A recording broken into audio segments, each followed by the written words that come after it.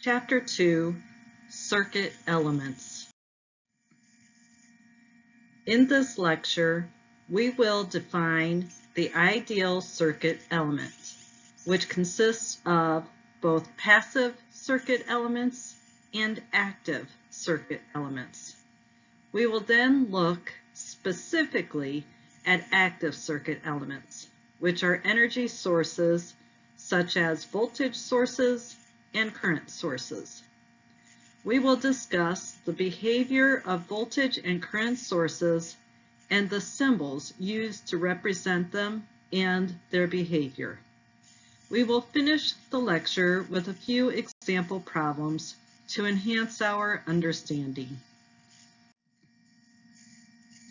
We are looking at objective number 1, which is to understand the symbols for and the behavior of the following ideal basic circuit elements: independent voltage and current sources, and dependent voltage and current sources. We will save resistors for another lecture.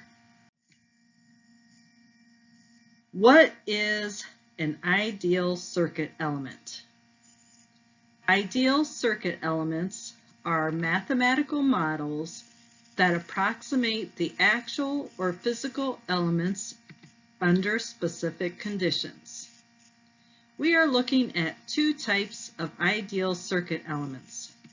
1, active circuit elements, which model devices capable of generating electric energy, and 2, passive elements, which model physical devices that cannot generate electric energy. Examples of active circuit elements are voltage sources and current sources. Examples of passive circuit elements are resistors, inductors, and capacitors. The focus of this lecture will be active circuit elements rather than passive circuit elements. As I stated, active circuit elements are capable of generating electric energy, and that energy is then delivered to external circuit elements. Current and voltage sources are examples and are often called power sources or energy sources. The terms power and energy are often used interchangeably.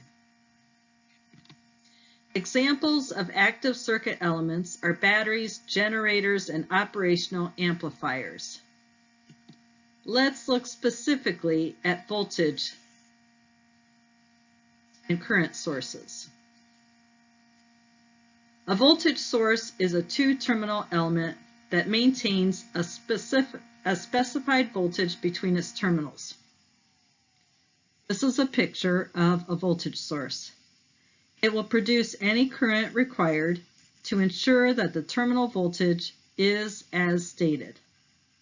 The polarity of the voltage is shown using the plus-minus convention, where plus is higher potential than the minus, and voltage may be time-varying or constant. When constant, we use a capital V to label. In this case, it's a lowercase v sub s. A current source is a two-terminal element through which a specified current flows. This is a picture of a current source. It will produce the necessary voltage to ensure the stated current flow. The current is completely independent of the voltage across the element. The direction of the current flow is indicated by the arrow. In Chapter 1, we introduced the passive sign convention, which states that the direction of flow of electric current is into the positive terminal of the circuit element and across a voltage drop. Voltage sources and current sources are active circuit elements. So what is our convention for labeling current and voltage at a source? Here's a picture of a voltage source. Will we set the direction of current as entering the positive terminal and going through the voltage drop? No. The convention with active circuit elements, such as voltage and current sources, is to use the active sign convention. This means we assign our current direction to flow from the negative terminal to the positive terminal, indicating that current is flowing through a voltage rise and the charge is collecting energy, which is then being distributed to the remainder of the circuit. Let's look at current sources. Here is a picture of a current source with the arrow pointing in the upward direction. How will we assign voltage polarity across this current source? With the positive at the top of the arrow and the negative at the bottom of the arrow.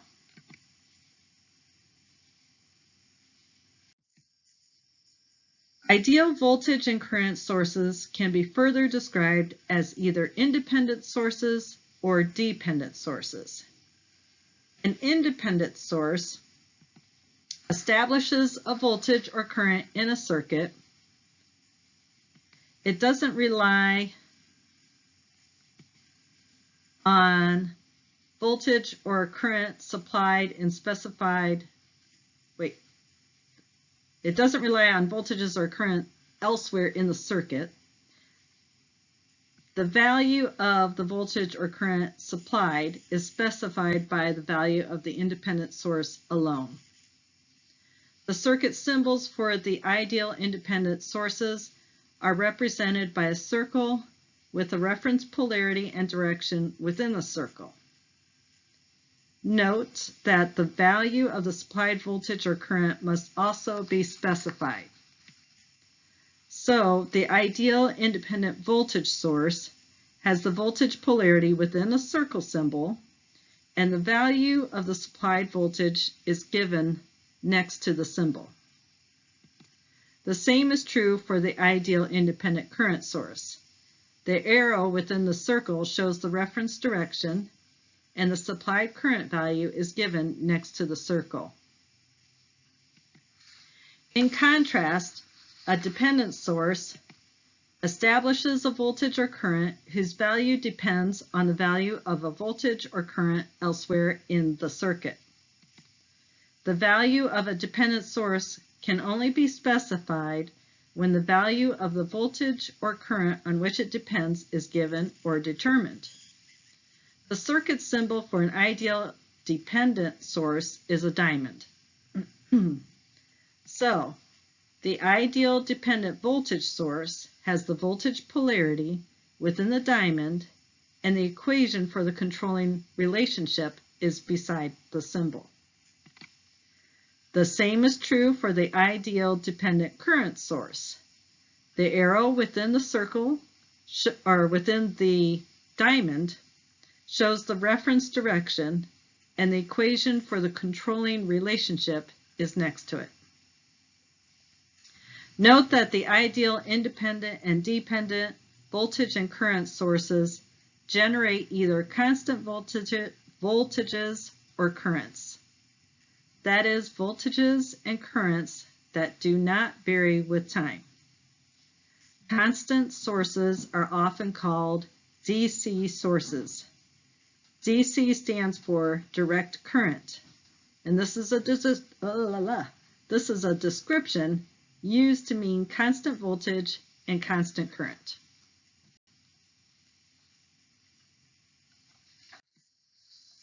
Okay, let's take a look at some example circuits.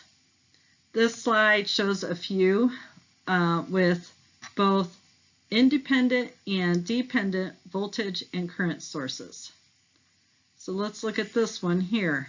This is a dependent voltage source. How do we know it's a dependent voltage source? The shape is a diamond, so that tells us it's dependent. We know it's a voltage source because it's a plus and minus within the diamond, so that shows us the voltage polarity. And next to it is the equation used to show the controlling relationship. So in this case, current I sub B controls this voltage source. and I sub B is right here in the circuit. So this is a current-controlled dependent voltage source. This source is an independent voltage source. How do we know it's independent? It's a circle. How do we know it's a voltage source? It has a plus and minus within the circle. This is our independent current source. How do we know it's independent? The circle symbol. How do we know it's a current source? By the directional arrow. So again, we have an independent current source, independent voltage source, a dependent current source. And this dependent current source is controlled by the voltage V sub 1, which is from this voltage source.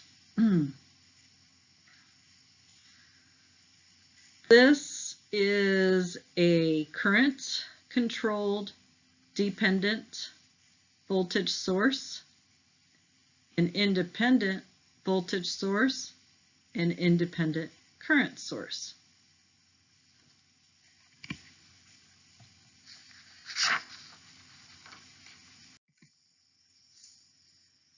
There are two possible variations for a dependent voltage source and two possible variations for a dependent current source. I kind of gave you a heads up on that on the previous slide. Why does this happen? Because both dependent current sources and dependent voltage sources can be controlled by either a voltage or a current elsewhere in the circuit. For this reason, dependent sources are sometimes called controlled sources. Let's take a closer look at this figure. In picture A, we have an ideal dependent voltage source. We know this because of the diamond shape and the plus and minus within the diamond. The equation that determines the supplied voltage is V sub S is equal to mu V sub X. This tells us that the dependent voltage source is controlled by the voltage V sub X, which means this voltage source is an ideal dependent voltage-controlled voltage source. In picture B, we also have an ideal dependent voltage source, but in this case, this source is controlled by the current I sub X. So this is an ideal dependent current-controlled voltage source. In picture C, we have an ideal dependent current source. We know this by the diamond shape and the arrow within the diamond. This current source, dependent current source, is controlled by the voltage V sub X. So this is an ideal dependent voltage-controlled current source. And the last picture, picture D, is also a dependent current source, which we can tell by the diamond shape with the arrow inside, and it is dependent on the current I sub X. So this is an ideal dependent current-controlled current source.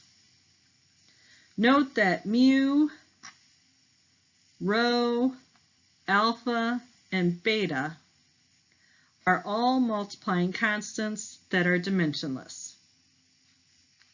So let's do some examples. The first is in regard to testing interconnections.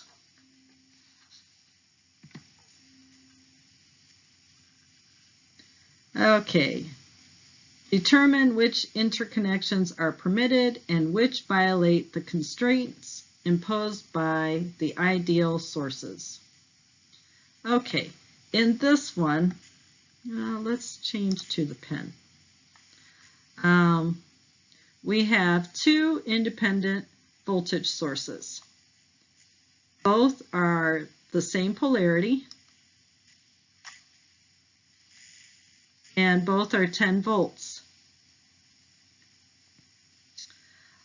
This connection is permitted.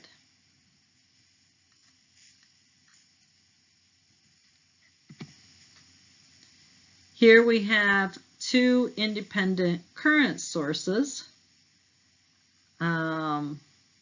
Each supplies current through the same pair of terminals, A and B, and this requires that each source supply the same current in the same direction, which they do. So this is permitted. Here we have two independent voltage sources. Each supplies voltage across the same pair of terminals. And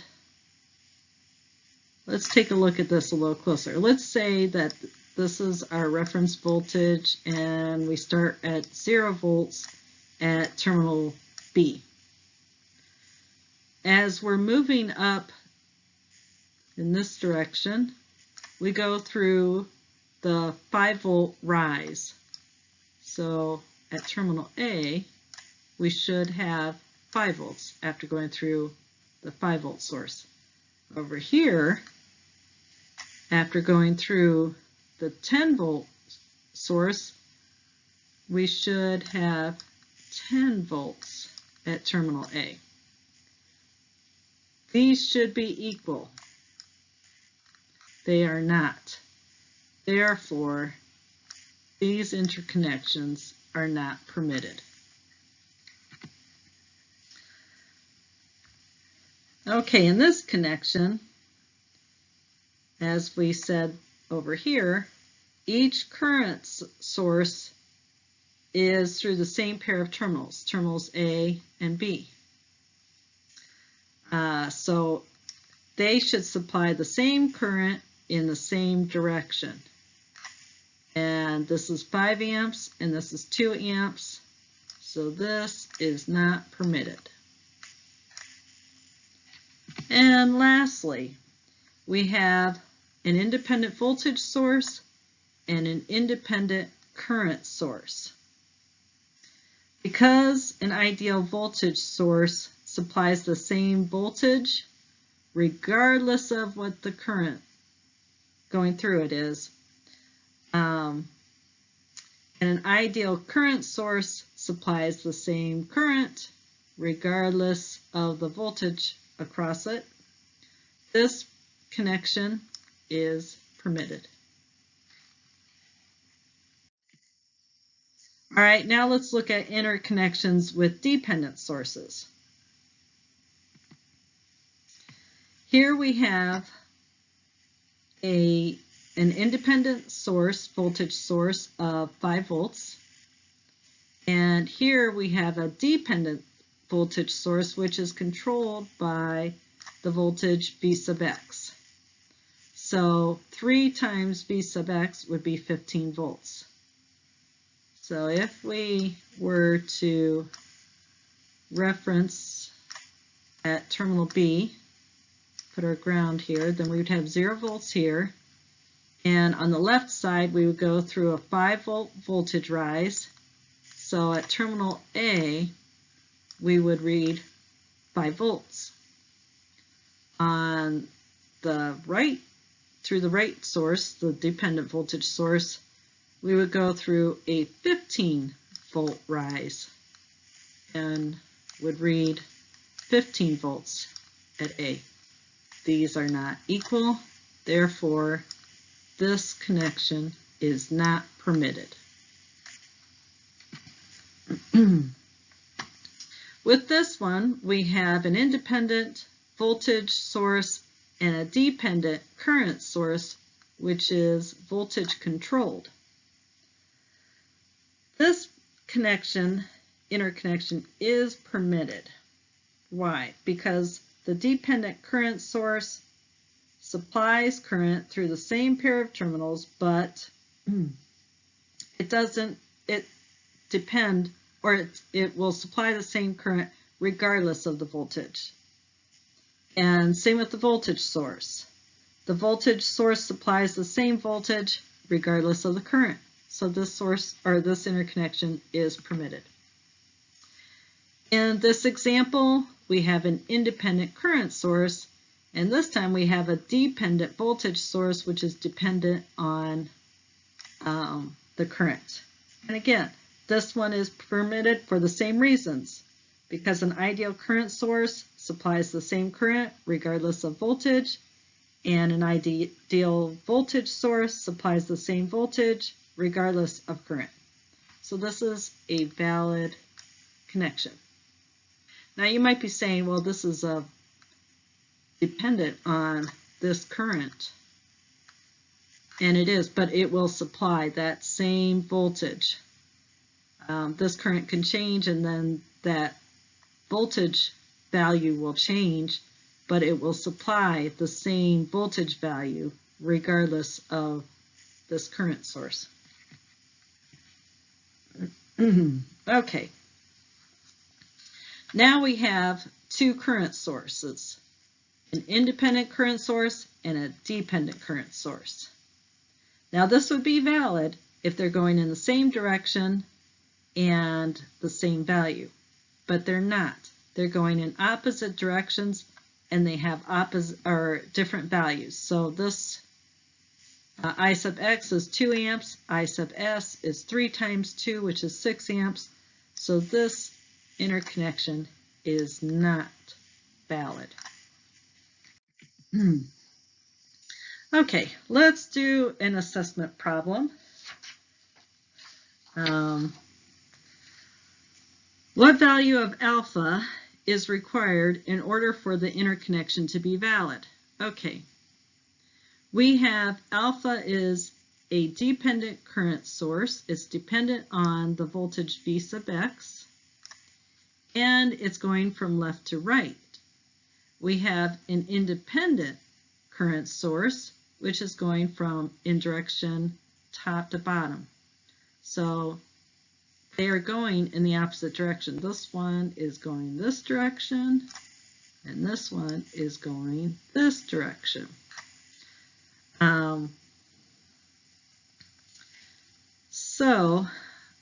Let's take a look at, let's erase this here.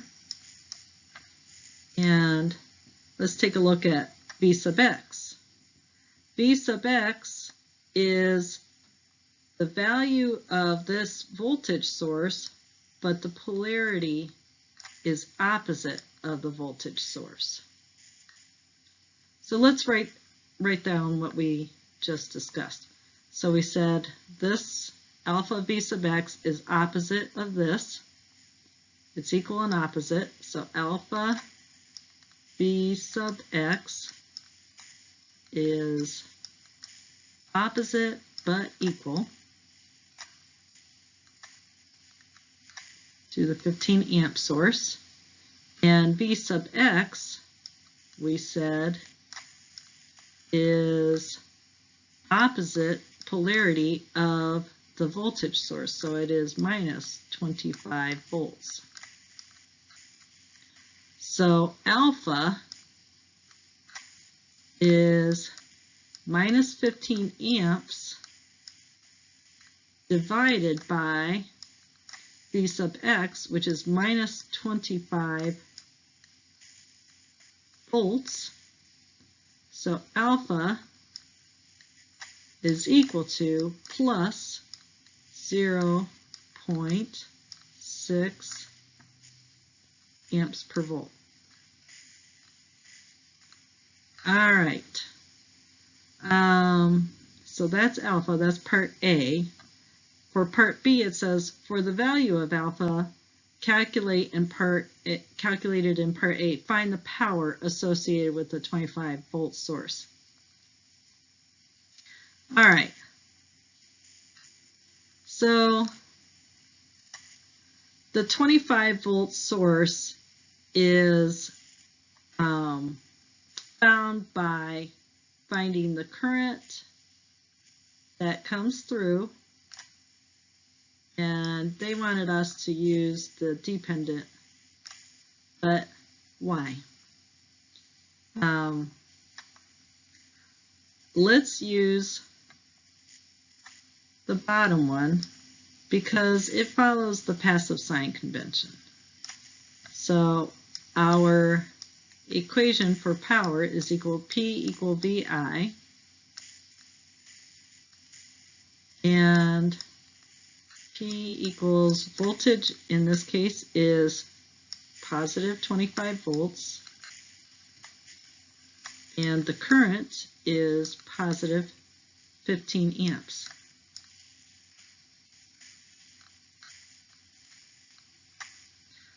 So our power is positive 375 watts. So that means this power source is absorbing power or dissipating power, not supplying.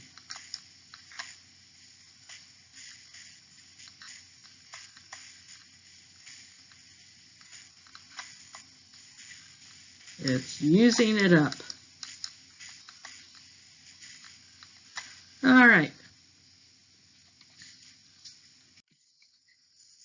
Let's review what we have covered in this lecture. We introduced the concepts of ideal circuit elements and broke them into two groups, active circuit elements and passive circuit elements. We looked more closely at active circuit elements in this lecture and defined ideal voltage sources and ideal current sources. We introduced the symbols for independent voltage sources and independent current sources. We also introduced the symbols, which were diamonds, for dependent voltage sources and dependent current sources.